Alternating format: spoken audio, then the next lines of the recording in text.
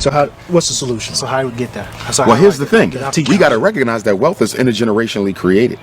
Most people who get rich don't get rich in a lifetime. Oprah, that's once in a while. Bill Gates, that's once in a while. Most people are intergenerational wealth. That means what? That if black people want to catch up, we have to start saving wealth and passing it to the next generation.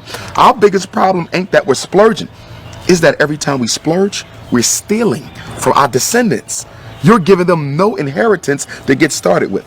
But the white child, they're starting out $100,000 plus, $1 million plus. And I think we have to become more strategic in the way that we do our health plans as well as our life insurance plans. Because what I'm learning with a lot of these white folk, a lot of them are getting their first, what you want to call a shock of wealth through the life insurance policy of their parents. We talk about that too. Yeah, so life insurance policy. Yeah. So there's so many different strategies towards wealth that we're not even thinking about because black people, our selfishness, it's also based on our, what you want to call it, emergency consciousness, survival instinct. We're only worrying about our life. We do not think about those who come after us. Now, you got to realize now, when we got out of slavery, white folks been already building wealth for a couple centuries. Right. We started behind the 8 ball.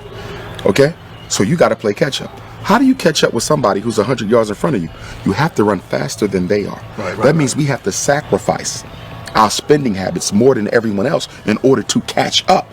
How does a people who are at the bottom waste money more than people who are at the top?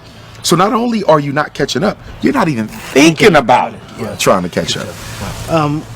This is good, and we got 1,000 questions, and we know you got a flight. We appreciate the time. Thank you. No problem. One fat, meat, juicy point. What would it be before you go?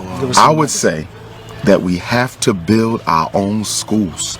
Everything we're talking about, the only way it becomes normalized, the only way it becomes a part of the collective black consciousness is if the children are raised with it as a group. Remember, all progress is group work. It's teamwork.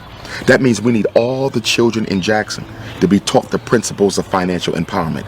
All the children of Jackson to be taught how to eat healthy. All the children of Jackson to understand what black family means and why it's so important. Until then, it's just a specialty. As we spoke earlier, diet being a specialty, wealth is a specialty. Think about it. If you're black and you're in the know about money and the laws of finance, you are a specialty. You are an eccentricity. You are an oddity. That's a problem. Because for white people, gaining wealth is a regular part of their everyday conversation. Even poor white people are regularly talking about wealth.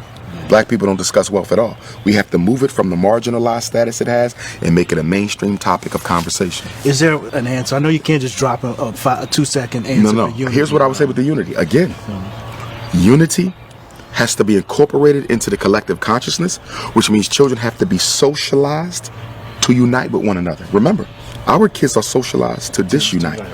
As a principal, right? I've had first graders, 6 and 7, talking about how black your skin is, how cheap your clothes is, how nappy your hair. You're 6. You just your first year in school. How do you know all this? The parents. We are teaching our kids to be Negroes. So the only way you're going to undo that is to teach them to be Africans, which is why I want my school to be residential. Because I know sending them back to the same house that created the illness after school is going to undo everything I do from 8 to 3. You got the kids for 16 hours. I got them for 8. I can't win. Because the brain is the creature of repetition. Whoever gets to this the most will rule it. What did Adolf Hitler say? Come up with a lie, keep on telling the lie, be consistent with it. It ain't got to be the truth. But the brain cannot resist the temptation to believe something that is regularly presented before it. Repetition wins. We give our kids to white folks for the first 18 years of their life, then we want to remake them into Africans for the rest of their life. That's ridiculous.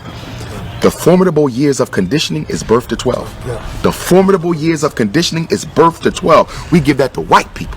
And then when they turn 21, they already have habituated. They already have a personality. They already got hard habits. And now we want to re-Africanize them. Who does that? What people have ever gotten free, giving the best years of their children to their oppressor?